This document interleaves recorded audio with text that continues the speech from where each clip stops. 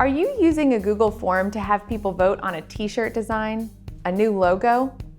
Want to include a fun GIF to get them to pay attention to your question? Insert images or GIFs in your form question in one easy step. I'm Laura Mae Martin, Google's Productivity Advisor, here to show you how to work your space in Google Workspace.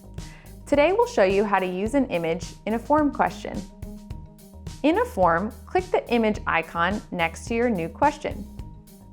From there, upload a file from your computer or drive. Once you've added the image, you can adjust the size and click the three dots next to your new picture to change the alignment or add a caption, like T-shirt option A.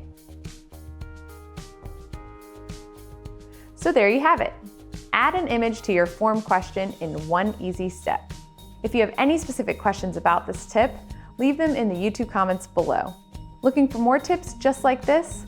Follow Google Workspace on Twitter, Facebook, and LinkedIn.